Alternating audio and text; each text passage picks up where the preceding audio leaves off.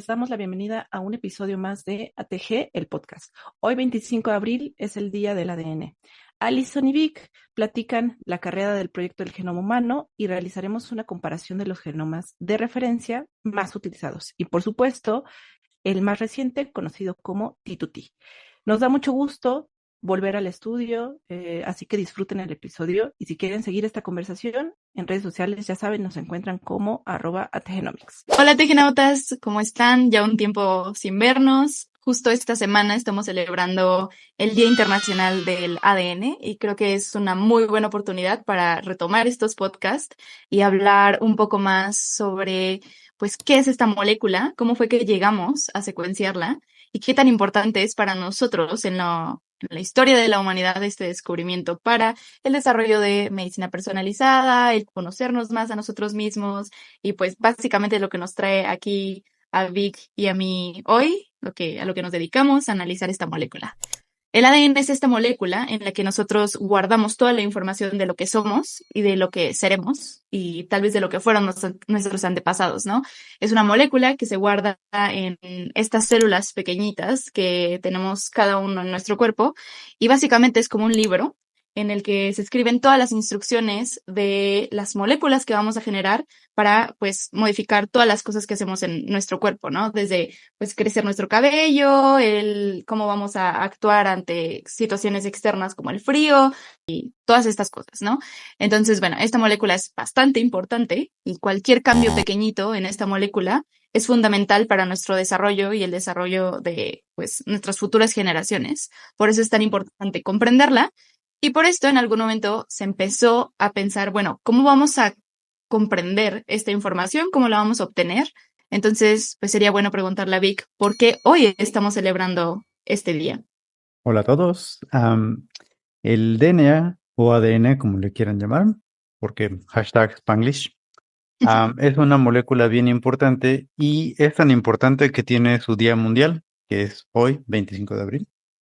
Y es el día de hoy porque en 1953 dos científicos publicaron en la revista Nature sus descubrimientos acerca de la estructura duplohelical del ADN. Duplohelical significa que tiene una forma de doble hélice. Una hélice va para arriba y la otra hélice va para abajo.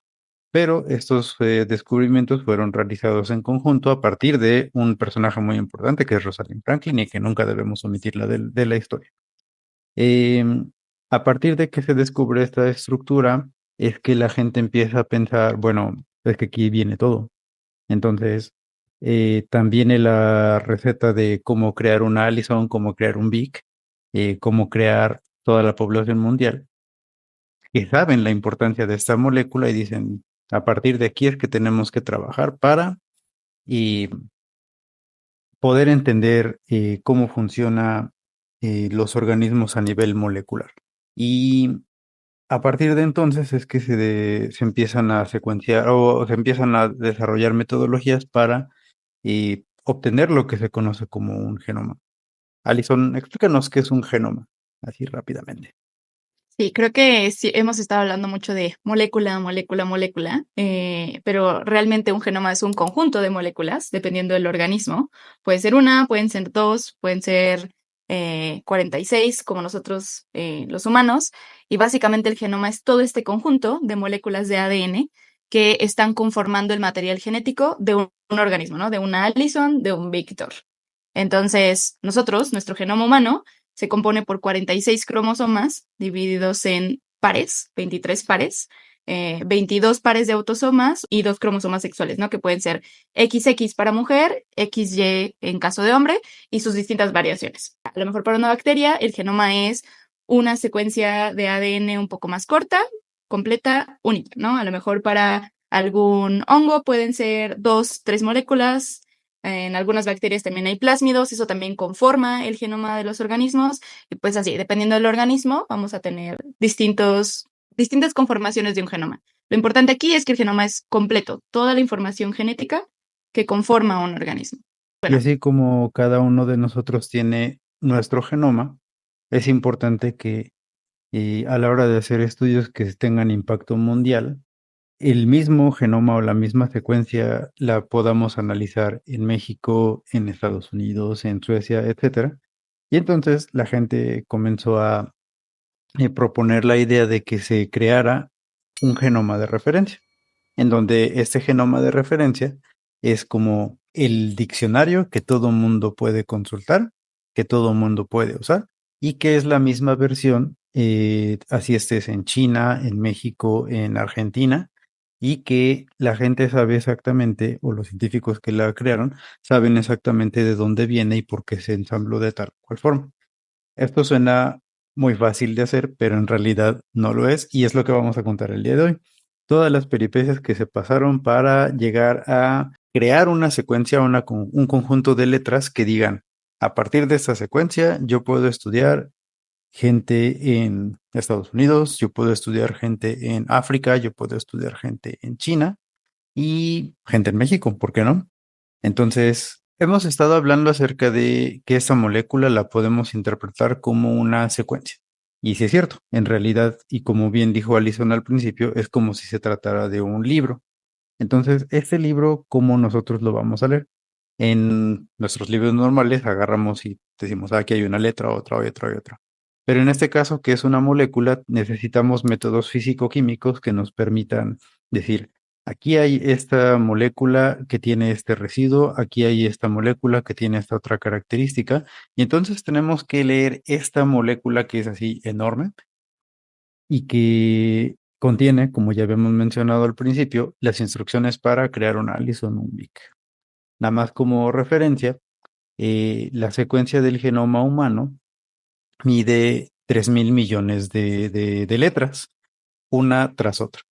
Aunque su alfabeto es pequeñito, nada más son 4 diferentes letras, ¿no? Que son adenina, citosina, timina y guanina. Como poner un dato curioso, imagínense que ustedes se ponen a imprimir el genoma humano en tamaño Arial 12, en hojas tamaño carta. Si ustedes imprimen el genoma humano en estas hojas con ese tamaño de fuente y empiezan a apilar las hojas una sobre la otra, la torre de papel que se forma de esto mediría más que la torre latinoamericana. Entonces ya se darán cuenta de qué tamaño es el libro que vamos a escribir y pues qué tan fácil o difícil puede ser hacer esto, ¿no? ¿Por qué no nos dices, Alison, cómo le hacían antes para secuenciar los genomas? Un punto importante antes de continuar con esto es, Vic mencionaba, imagínense cuánta información es esto, ¿no? Ahora imagínense cuánta información fue en los 90s, porque el proyecto de empezar a secuenciar el genoma humano empezó en 1990 por una idea de James Watson, que es una de estas personas que mencionaba Vic, que publicó en Nature la estructura del ADN, quien lo descubrió, quien ganó el premio Nobel.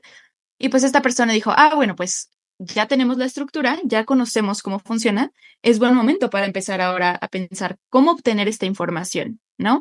Entonces, en ese momento, la cultura de tener tanta data no era como la tenemos en este entonces, ¿no? Era muy complicado compartir información entre distintas computadoras, era muy complicado almacenar esa información, eran muchos, muchos datos. Imagínense guardar 3 millones de letras en un archivo que en ese momento a lo mejor nuestros celulares ni siquiera tenían, no sé, gigas de información disponible para poder utilizar.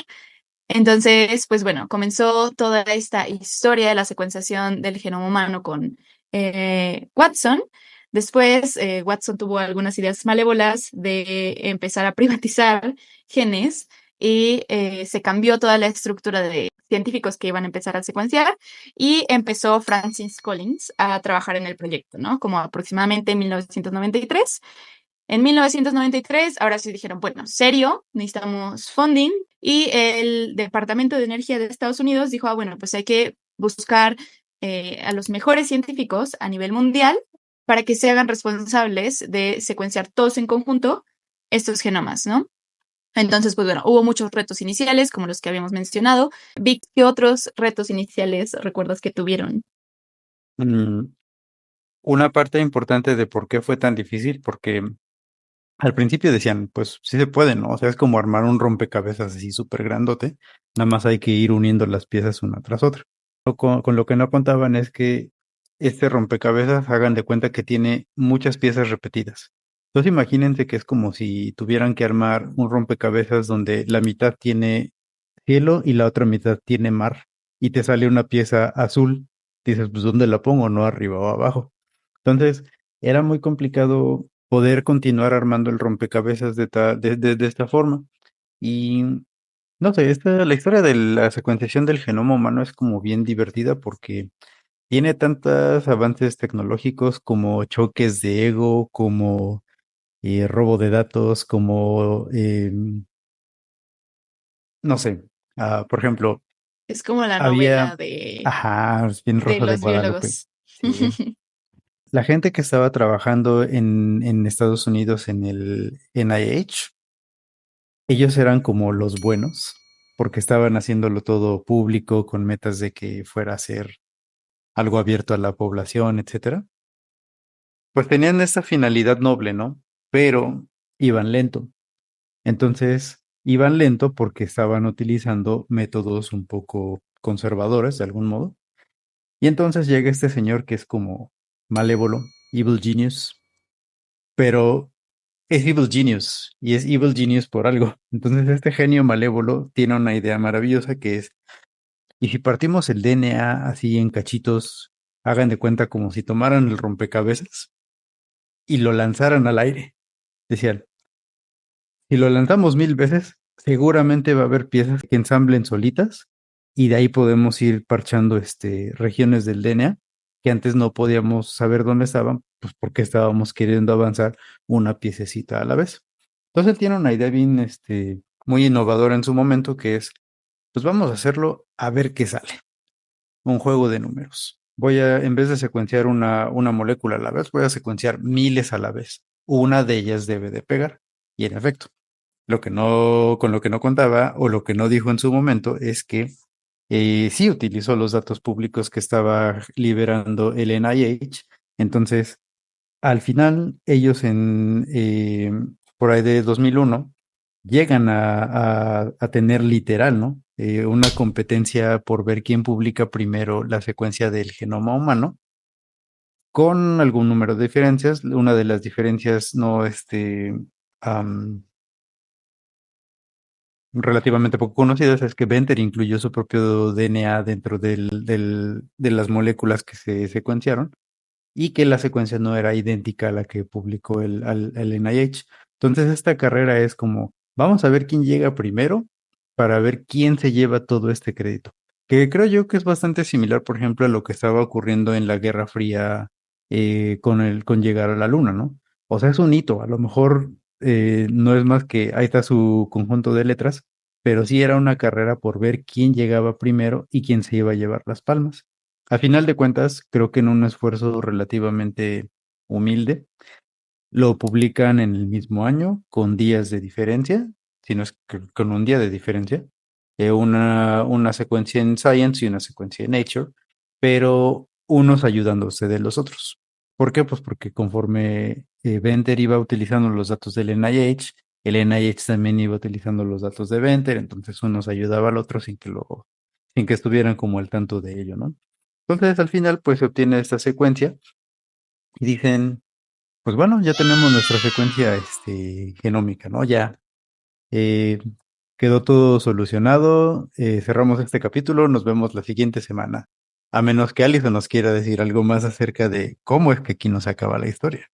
Sí, no se acabó, ¿no? O sea, un punto muy importante de lo que menciona Vic es el hecho de las tecnologías que se utilizaron, ¿no? Hablando de tecnologías de secuenciación, la primera tecnología que se creó y la que tenía muy buena calidad y sigue teniendo muy buena calidad para utilizar actualmente es la tecnología de Sanger Sequencing, que es la que utilizaron en la primera secuenciación del genoma humano con distintos énfasis, ¿no? Ya sea como cortar todo el genoma en cachitos y unir el rompecabezas como lo hizo Venter, o hacer primero un mapa de secciones y luego cortar esas secciones en cachitos como lo hizo el consorcio del genoma humano, ¿no? Sin embargo, el problema con esta secuenciación de Sanger es que no es muy cómoda por el tamaño de las lecturas, ¿no? Los fragmentos son muy chiquitos, entonces para regiones muy repetitivas, como las que mencionaba Vic, que son regiones como el cielo o el mar, que son del mismo color, tienen las mismas letras, no sabes cuál va antes, cuál va después, pues estas lecturas muy chiquitas nos sirven para completar regiones complejas, ¿no? Por ejemplo, regiones que estén en los telómeros o en los centrómeros, que son estas orillitas o el centro de los cromosomas, que son muy, muy, muy repetitivas. Entonces, no hay forma de que podamos unir estos, ¿no? Con esta tecnología. Entonces, obviamente se publicó el genoma humano y se publicó con un 90% de completación. Y se dijo, bueno, necesitamos todavía ese 10%, pero ahorita con las tecnologías que tenemos, no es posible secuenciar esta región, ¿no? O sea, les estaríamos mintiendo si decimos, esta va antes, esta va después. Entonces, así lo vamos a dejar. En unos años que las generaciones que sigan, pues lo resuelvan. Muchas gracias, denos el Nobel y nos vemos, ¿no? Entonces, pues ya empezamos a vivir en esta época en las que las generaciones de ahora, pues nos hicimos cargo, ¿no? Y empezó a surgir este genoma de T2T. Entonces, vamos a hablar un poquito de características de el primer genoma que se secuenció y vamos a hablar después como del genoma de T2T para entender un poco las diferencias entre estos genomas, ¿no? Antes de pasar a esta sección, me gustaría dar como un dato así curioso de todo este concurso por la secuenciación del genoma humano, y esto esta parte de los principios de Bermuda. Al momento en el que el consorcio del genoma humano decidió empezar este proyecto, pues como dijo Vic, ¿no? Eran los buenos de la historia y querían empezar a dar esta información a la gente de forma gratuita y de forma cómoda, ¿no? Que todos tuviéramos acceso a nuestros genomas humanos. Y uno de los principios que utilizaron fue el hecho de compartir los datos en menos de 24 horas. Entonces, las personas encontraban algo, una secuencia, y automáticamente la tenían que subir a esta plataforma que ahora es la base de datos más grande de secuencias genómicas. Entonces, un punto muy importante que tenemos que recordar es que esta historia de la secuenciación del genoma humano no solo nos dio la secuencia humana, también nos dio muchas formas de trabajar en equipo, nos enseñó cómo compartir grandes cantidades de datos y sobre todo como la ética de compartir nuestros datos para que toda la gente pueda comprender estos datos, ¿no? Antes de esto, pues la gente era como muy cerrada, era como, bueno, pues yo, ¿por qué voy a compartir lo que sé hasta que lo publique en Nature y me den como mi premio y ya pueda como lucrar con ello? Entonces, súper, ya lo puedo publicar, pero después del genoma humano, pues ya todos entendimos, ok, tenemos que compartir lo que conocemos, ¿no? Aparte de todo el desarrollo de tecnologías de secuenciación que se desarrolló, ya ahora podemos secuenciar un genoma súper rápido, cosas que antes nos costaba años y años, ahora lo podemos secuenciar en un día. Entonces, pues bueno, eso es como muy importante de conocer. Y ahora sí, Vic, cuéntanos un poco de el primer genoma humano, la primera referencia, características y qué podemos esperar de utilizar. Bueno, el ejemplo o la idea de comparar un genoma con un libro es muy útil. ¿Por qué? Porque un libro tiene muchas ediciones. La primera edición es cuando el autor apenas estaba concibiendo la idea, hace un primer borrador y dice, aquí está. A lo mejor tiene una que otra falta de ortografía, como que le hace falta un par de correcciones a su escrito, pero ahí está, la idea general ahí está. Y lo mismo pasaba con el genoma humano. Cuando el genoma humano se publicó en el año 2000, la primera versión, y no estaba completo, le hacía falta casi 10%, pero esto era suficiente para poder utilizarlo como referencia. Había algunos errores, unos más grandes que otros, y la gente estaba consciente de eso, ¿no? Porque decían, es que sabemos que mide 3.000 millones de nucleótidos, pero nada más estamos obteniendo 2.500, ¿no? Entonces, hay que hacerle un poco más de chamba porque hace falta esto y esto y esto. Entonces, lo que se encuentren con una pizca de sal, ¿no? Y entonces, esto como se libera al público, la gente va diciendo, ¿y si volvemos a trabajar en equipo? Pero esta vez como para que se vuelvan a corregir ahora los errores y decir, vamos a meterle tecnologías más avanzadas, programas más sofisticados, información que venga de otras poblaciones, lecturas de secuenciación que vengan de tecnologías mejores como secuenciación masiva, como secuenciación de segunda generación. Y entonces se van creando nuevas revisiones del genoma como si fueran distintas ediciones de un libro. Y al final vamos teniendo tres tres versiones muy importantes. La primera, bueno, la primera revisión que es muy importante, que no es la primera revisión, es la revisión número 19 del genoma, es decir, la gente se puso a trabajarle bien duro para decir, hay que hacer este gran número de cambios. Y así lo hicieron por 19 veces consecutivas y dijeron, esta es la versión número 19, esta está bien chida. Y sí estaba bien chida, pero no estaba tan chida. El asunto con esta versión es que fue cuando más datos se produjeron. Se empezaron a detectar presencia de genes que antes no se habían detectado, presencia de cambios puntuales en la secuencia que decían, tú estás asociado a esta enfermedad, tú estás asociado a este cambio conductual, incluso a cosas tan particulares, ¿no? Como, por ejemplo, el que a algunas personas les guste la cerveza de trigo y a otras no, está relacionado a su genoma. Entonces, ese tipo de cositas van asociadas a encontrar una nueva versión del genoma, ¿no? Y en la versión 19 fue que se encontraron muchas de estas asociaciones y este genoma se explotó así muchísimo, ¿no? Después, pues vino una revisión más grande que involucró secuenciaciones más sofisticadas, en este caso PacBio, y una tecnología que es muy mona que se llama mapeo óptico, en donde literal al microscopio se ponen a ver cómo están organizadas las moléculas y van diciendo, tú vas aquí, tú vas aquí, tú vas aquí. Entonces no solo van obteniendo una secuencia más larga, más contigua, sino mejor organizada. Y entonces dicen, ok, es que esta enfermedad estaba asociada a que esta persona tenía volteado un cromosoma, o le faltaba un cachito de o tenía más largo un brazo que el otro, etcétera, etcétera, ¿no? Y esta versión, por eh, mera burocracia, no es la versión 20, es la versión 38. Pero eso es plática para otro tema. Porque unos adoptaron un sistema de nomenclatura que iba 1, 2, 3, 4, 5, 6 hasta llegar al 18, pero el otro sistema adoptó, dice, si ellos van en el 18, a nosotros vamos a ponerle 36.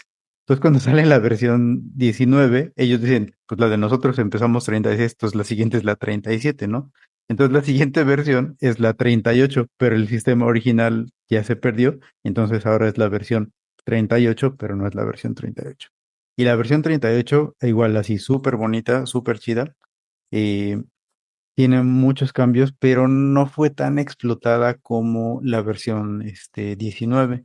Entonces, eh, por muchos años, esta versión fue como el estándar de oro y sigue siéndolo al momento.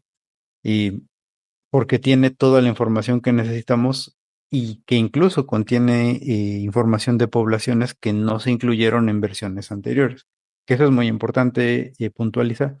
Este genoma no viene de una sola persona, viene de muchas personas. Entonces es un mosaico.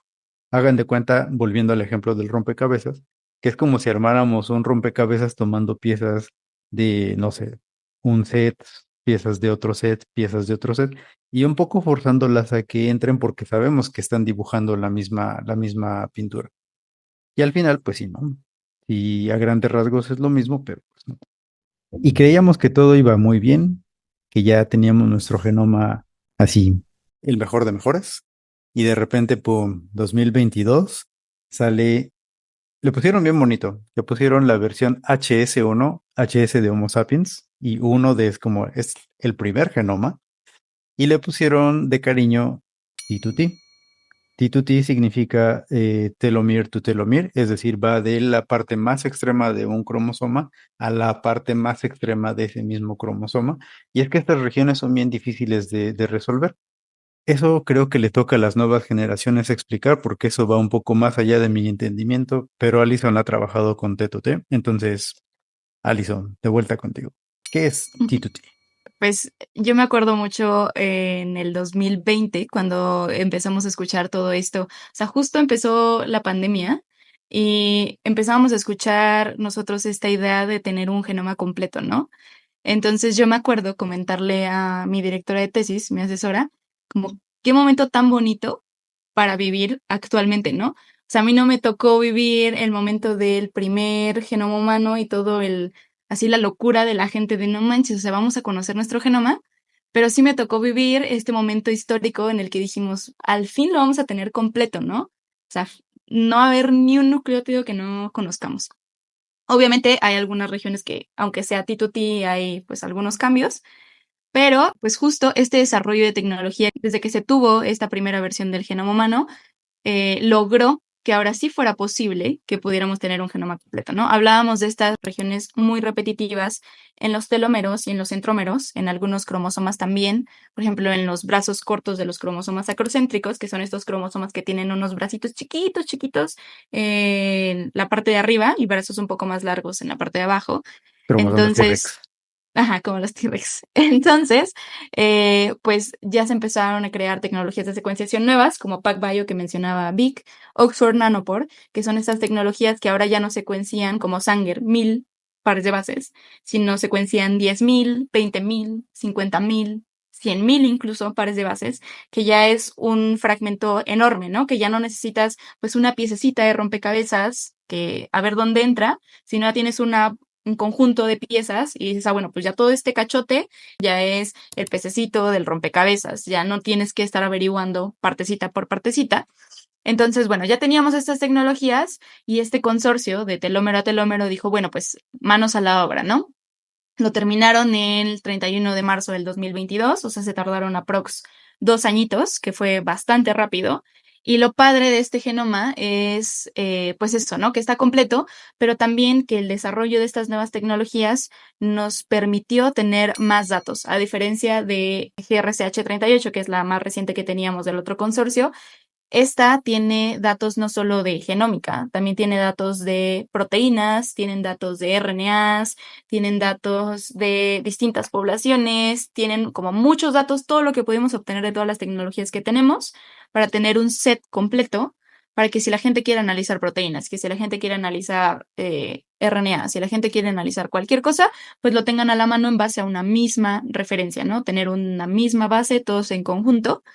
Y otro punto importante a considerar de T2T que no tuvo GRCH38 y que es como importante para que se pudiera completar este genoma es que viene de una sola persona.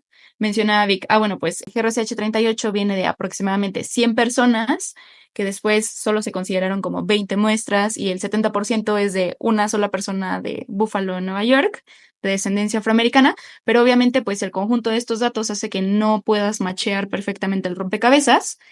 Y T2T viene de una cosa que se llama mola idiatiforme, que básicamente es un embarazo que no llegó a término, en el que el genoma del padre se duplicó por completo, se perdió el genoma de la mamá, entonces podemos tomar estas células y son células básicamente diploides, o sea, tienen dos copias igualitas de las dos copias del ADN y entonces pues podemos ver, bueno, pues este error no está en esta otra copia, entonces pues no es una mutación, es básicamente un error, porque no la tiene la otra copia, ¿no? Entonces fue mucho más sencillo de entender, bueno, cuáles son estos errores de secuenciación y pues como una desventaja también es que no tenemos un cromosoma Y, porque como fue una copia del genoma paterno, pues un genoma con YY no puede llegar a término, no puede continuar siendo una célula, entonces solo pudimos obtener un XX, que es la copia del X que tiene el papá, ¿no? Entonces, bueno, no les hago como mucho rollo en términos muy científicos. El punto es que el hecho de que tuviéramos dos copias iguales nos hizo mucho más sencillo el proceso de curar estos datos y tenerlos mucho más completos. Una de las mejoras que tuvimos, pues, es todos estos brazos cortos de los cromosomas acrocéntricos. Ya tenemos casi todos los centrómeros y telómeros completos. El cromosoma 9, que a veces es un cromosoma muy difícil de comprender porque tiene muchas regiones repetitivas, sobre todo de ADN ribosomal, se completó ahora sí perfectamente. Y pues ahora sí, ¿no? Ya tenemos un genoma completo, pero es un genoma bastante nuevo. Es un genoma que a lo mejor no viene en muchos programas que utilizamos comúnmente. Es un genoma de ascendencia europea que pues a lo mejor no va tan cercano a nuestra ascendencia mexicana como a lo mejor este conjunto de datos de GRCH38, entonces, pues, ¿cuál usar, no? Ahí viene la pregunta. Sí, es completo, pero a lo mejor no es tan cercano a lo mío. Entonces, Vic, pues cuéntanos, ¿cómo identificamos cuál puede ser la mejor opción ahora que ya tenemos, pues, de dónde elegir, ¿no? Voy a utilizar mi respuesta favorita. Depende. Imagínense, no sé, cuando vas a la universidad, de repente vas a tus clases de bioquímica y te dicen, consulte el Leninger, cuarta edición. Vas a la biblioteca y nada más tienen la tercera edición. Entonces sí hay como que cambiecitos que son importantes, ¿no? Porque en la cuarta edición vienen cosas, pues, importantes, ¿no? Por algo se colaron en la cuarta edición. Entonces, esa nueva versión del genoma no es la excepción en cuanto al sistema de versiones, ¿no? Sí es mejor, sí es objetivamente mejor. El problema es que no todo mundo tiene las herramientas para entender esta nueva edición. Entonces, si los programas que se utilizan para analizar los genomas no están preparados para esta nueva versión del genoma, pues aunque tengamos la nueva versión, ¿no? Va a ser complicado. No obstante, yo sí, por ejemplo, si ustedes están trabajando con DNA, cuéntenos a qué se dedican y utilizan DNA o genoma humano como referencia. Cuéntenos por qué utilizan 37 o 38 y si estarían dispuestos a utilizar T2T. Allison ya la usó. Yo estoy todavía un poquito temeroso, pero porque ya no trabajo humano. Pero sí les diría, échense un clavado. ¿Por qué? Pues porque por algo tenemos que empezar para el desarrollo de nuevas herramientas. Es eso, ¿no? Entonces, objetivamente sí es mejor. No hay de otra. La bronca es que las bases de datos no se han actualizado tan a la par. Entonces, hay un par de programas que son muy buenos para análisis de genomas. Uno de ellos es el Genome Analysis Toolkit o GATK para los amigos, que es como el estándar de oro para análisis genómicos de medicina de precisión. Y no se ha actualizado para incluir T2T. Entonces, T2T está ahí, pero GATK dijo, no, espérame, déjame, todavía trabajo con GRCH38 y ya después vemos. Pero yo creo que ya no tarda en salir, o sea, es cosa de echarle ganitas, cosa de analizar los datos y que eventualmente saquen esta versión, ¿no? Creo que también otro punto importante es con qué tecnología secuenciaste, ¿no? Si ya estás invirtiendo en secuenciar con PacBio o con Oxford Nanopore y ya tienes lecturas largas, quizás si utilizas GRCH38, pues muchas de las lecturas que ya están pues completas no van a ser un buen match en la región de centrómeros y telómeros por el hecho de que pues esas regiones no están completas, ¿no? Entonces, pues el gasto de dinero que hiciste, porque obviamente estas tecnologías son mucho más costosas, pues no va a valer tanto la pena, a lo mejor si quieres analizar variantes estructurales, por el hecho de que tu referencia no las va a acomodar de forma adecuada. Y entonces esas regiones pues no van a poder utilizarse de la forma correcta, ¿no? En ese caso sí sería a lo mejor más conveniente utilizar T2T, que ya está completo, y aventarte pues la chamba de modificar tus pipelines y adaptarlos, porque obviamente es pesado. Otro punto importante también es el cromosoma Y. El cromosoma Y no está en T2T, lo tienen adaptado de otro genoma que es parte del Genome Innovator, que es otro proyecto que hablaremos después, pero pues no viene de este mismo organismo, ¿no? Si quieres como un genoma que sea completamente igualito, pues no es. Pero Pero él ya nada tampoco le importa. 38. Ajá, exacto. Si a lo mejor vas a analizar el cromosoma Y, pues está consciente que el cromosoma Y a lo mejor no está tan completo y tiene un poco más de errores que los otros cromosomas por el hecho de que no viene de una mola idiotiforme diploide y hay algunos errores que pues no se tomaron en consideración, ¿no? También importante la población que estés analizando. Si quieres analizar mexicanos, pues a lo mejor pues hay algunas regiones que T2T por ser completamente europeo pues son muy variables y nuestras lecturas no van a alinear ahí de forma adecuada. 38 sí alinean mucho mejor, entonces quizás si no estás analizando un telómero o un centrómero, te conviene usar GRCH38 porque es más cercano a tu población, ¿no? Ya va a depender, pues, como dice Vic, qué es lo que quieres hacer, cómo lo quieres hacer, qué es lo que quieres analizar analizar como todo de todas formas, pues sí está complicado. Entonces, Lo que sí es dependerá. que no usen 37, esa ya está muy chafa. Sí, eso es algo que vemos mucho en como PIs de generaciones anteriores, justo por el mismo cambio que estamos haciendo con T2T. Pues es difícil actualizar los pipelines, es difícil volver a descargar todo y tus programitas, modificarlos, pero pues ya 37, Sí, ya está quemado. sí, ya está muy quemado. Lo que sí es que para variaciones estructurales, sí, T2T, Sí, 38 definitiva. ya también está quemado para versión estructural. Sí.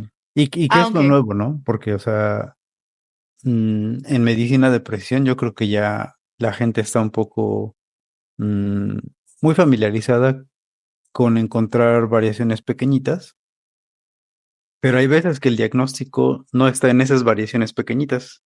Hay veces que el diagnóstico está en variaciones grandes que no se pueden detectar con versiones anteriores del genoma. Entonces, utilizar T2T sí es mejor para detectar variaciones estructurales que a lo mejor van a resolver una pregunta que no podías responder con variaciones chiquitas. Entonces, también depende. consideren sus recursos computacionales, porque T2T es Sí, más completo, pero es más pesado y el análisis es mucho más consumidor de recursos. Entonces, consideren no solo modificar sus pipelines, sino también todos sus sistemas computacionales vean que tengan pues el poder suficiente, sino pues tendremos que continuar con 38 por un tiempo, ¿no? seguro, sí. Y pues ya más o menos para acabar, eh, recapitulemos. ¿Por qué es importante el DNA? Cuéntanos, Arias. Es importante porque, pues básicamente es lo que somos, ¿no? Nos define de pies a cabeza todas las características. Obviamente hay cambios ambientales importantes que también tienen puntos importantes en lo que somos, pero al menos como nuestra base viene definida en el genoma. Es importante conocer nuestro genoma para conocer de dónde venimos, hacia dónde vamos, muy filosófico esto, pero también un poco, pues, los errores que podamos tener en este genoma y que pueden llevarnos a enfermedades, ¿no? Muchos pacientes, gracias a la secuenciación del genoma humano, tienen ahora un diagnóstico, tienen ahora un tratamiento y tienen también la forma de determinar si sus futuras generaciones van a tener estos cambios para prepararse de forma adecuada, ¿no? Ante esto. Y pues bueno, es importante también como conocimiento general, como cuando llegamos a la luna, evolutivamente también es importante saber pues estos cambios, cómo llegaron, cómo pasamos de pues no ser parte de la generación de simios y empezar ahora a desarrollarnos como una nueva especie, que bueno, algunos cambios no se nos han quitado tampoco. ¿De qué hablas, Alison? No te entiendo. Y pues bueno, próximamente esperemos tener mucha más representación de genomas mexicanos y latinoamericanos, que no hay muchos en la referencia. El proyecto del Pangenoma busca hacer esto en un futuro y pues esta es una invitación, sí, seriamente, a todos los investigadores que nos estén escuchando a que pues se animen, ¿no? A empezar a secuenciar genomas mexicanos, latinoamericanos, ahora que ya la diversidad es como pues súper importante en la actualidad. Hay mucho más funding para pedir grants y para acercarnos un poco a conocer ahora las diferencias que tenemos de nuestra herencia, ¿no? Porque el genoma mexicano es muy diferente a los genomas europeos o americanos. Tenemos muchos cambios asociados a pues toda esta colonización de los españoles, todos estos cambios que tuvimos en las generaciones, en las poblaciones hispánicas. Entonces, es importante conocerlo. Hace poquito salió un artículo en Nature de todas estas variaciones que tenemos genomas en los genomas mexicanos. Pues faltan todos los latinoamericanos, ¿no? México es el mejorcito que va en secuenciación, pero pues falta mucho. Ahora también podemos secuenciar genomas en pocos días. Entonces, para el diagnóstico, esto está súper padre. Ya la gente puede secuenciarse por menos de $1,000, que antes costaban millones y millones de dólares. Entonces, veremos un cambio muy grande en la medicina de precisión también. Y deja todo el dinero, ¿no? O sea, antes, si tu chavito salía con una enfermedad genética, podían pasar meses años antes de que se le diera un diagnóstico. Y ya deja todo el diagnóstico, ¿no? El tratamiento. Entonces, sí es bien importante hacerle un poco de homenaje o un mucho de homenaje a esta molécula tan importante en su día, porque a partir de entonces ya hacer un diagnóstico es relativamente más fácil. Entonces, si tu chavito o chavita te sale con alguna mutación, ya es más fácil. Ya en cuestión de semanas puedes tomar la muestra, mandarla a un laboratorio, que te la secuencien. Saludos que nos medican. Que te digan, pues tiene esto. Y a partir de que te digan, tiene esto, ya dices, ya sé que le tengo que dar esto y esto y esto y esto y esto. Entonces, en vez de sufrir años esperando un diagnóstico y esperando un tratamiento, en una semana ya puedes decir, bueno, esta es la vida que le tocó a mi chavito o chavita, pero ya sé cómo hacerlo para que no la pase tan mal. Entonces, le podemos agradecer eso y más al DNA. Y hay mucho por venir, o sea, creo que sí estamos en una época bastante chida en donde se están haciendo avances grandes, grandes, y creo que dos cosas muy importantes están convergiendo, que en este caso es la biología, la genómica y la inteligencia artificial, porque ya la IA está metida en todo, la biología no es la excepción, la genómica no es la excepción, y ya tenemos inteligencia artificial para diagnóstico de enfermedades. No es la bala mágica, sigue siendo difícil, pero ya la hay. Y entonces, si nosotros, y como decía Alison, ¿no? O sea, así como invitamos a los investigadores a secuenciar genomas de todo, invitar a toda la comunidad científica en México, que eso no nos oyen, si nos oyen en otros lugares, avísenos para mandarles saludos, am, que nos digan, ¿no? O sea, y que se animen a secuenciar otros organismos que no sean humanos. Que si tienen una población de armadillos, secuencien armadillos. Que si tienen no sé, una planta que sea endémica de su país, secuencien esa planta. ¿Por qué? Porque es importante conocer quién es esa planta, por qué hace lo que hace, y a lo mejor aprender algo nuevo de esa planta, ¿no? Entonces, el DNA es bien bonito. La verdad es que creo que hay pocas moléculas que son tan nobles, porque además trabajarla en el laboratorio es bonito, o sea, sí es relativamente fácil obtener este DNA a partir de células, y sí cuesta trabajo procesarla cuando tienes que manejarla literal con pincitas, pero tienes un montón de información, y ese un montón de información te dice, aquí está lo que buscas. Ahora, Sí. sé feliz, obtén un premio, gánate un Nobel. Sí, y hablando de premios, pues vamos a empezar esta generación de genomas completos de telómero a telómero. Entonces, aprovechen estas tecnologías que ahora tenemos de secuenciación larga.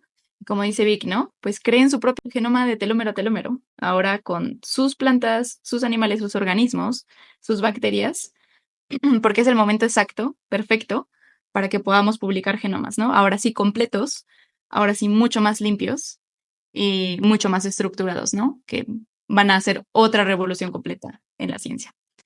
Les Pues vamos a dejar nuestro Patreon para que podamos secuenciar a Allison. sí, acepto. Jalo. Solo necesitamos menos de $1,000. Ya saben, cachín. Y Pues pues ya, feliz yo creo día que del feliz. ADN. Sí, exacto, sí, es un gran día. Espero le hayan disfrutado.